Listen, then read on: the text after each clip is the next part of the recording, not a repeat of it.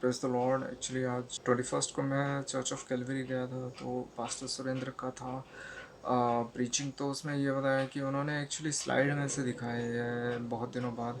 तो टॉपिक था life span of man. Actually दो जो विश्वासी हैं हमारे चर्च के, वो कुछ चंद महीनों में वो अपना जीवन गंवा दिए। लाइफ स्पैन में ये बताया है कि पास्टर सुरेंद्र ने कि लाइफ पहले जो भी थे, मतलब एडम एडम कुछ 900 साल जिया। फिर उसके जो केन और इनॉक, ये सब वगैरह 900 साल 800 साल ऐसे जी रहे थे, मतलब एडम के आसपास। तो वो एक्चुअली 900 साल जब जिया, तो एक्चुअली ये प्रभु परमेश्वर का एक प्लान था कि जो इंसान है, एडम है, वो प्रभु परमेश्वर के साथ हमेशा हमेशा के लिए मतलब फेलोशिप में रहेगा, हमेशा बातचीत करेगा, ऐसा रहेगा। लेकिन लॉर्ड इतने महान है, उसे फ्री विल दे दिया, तो वो फ्री विल का उसने मिसयूज़ किया। उसने पाप किया, एडम ने पाप किया, आपको पता है। तो पाप करने के बाद उसका कुछ उम्र कुछ 927 साल ऐसा रह गया। फिर उसके बाद जो भी उसके शायद बेटे जो भी है, वो भी मतलब इसके बाद ये पैदा हुआ, इसके बाद ये इनोस 930 और सेथ 912, ऐसे सब साल बताए गए ना।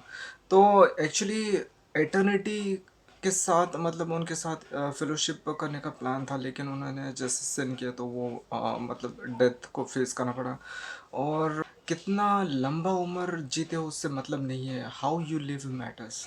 तो we should make it as good as possible. 900 अगर साल अगर आप जी लिए, तो क्या पता अगर आप में बीमारी हो, बीमारी 50 साल 100 साल से बीमारी हो, तो वो कैसा रहेगा, राइट।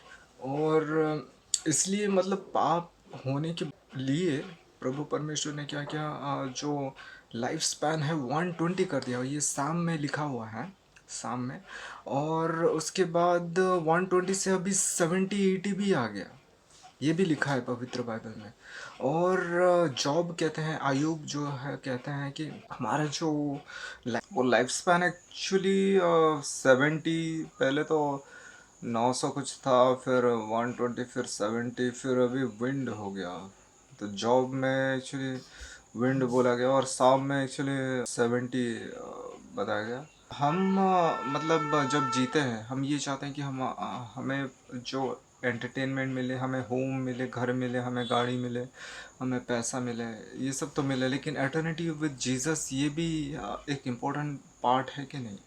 तो ये सब तो चाहिए ही चाहिए। मैं मतलब पास्टर ऐसा नहीं करें कि ये नहीं चाहिए, लेकिन इसके साथ साथ क्या हम अपना पवित्र बाइबल को हम अपने साथ रखते हैं, वो भी ध्यान रखना पड़ेगा। और जो एटर्निटी के लिए दो प्लेसेस हैं, ठीक है, एक है हेवन, दूसरा है हेल। जो हेवन है विद जीसस है, जो हेल है विदाउट जीसस है, लॉर्ड जीसस।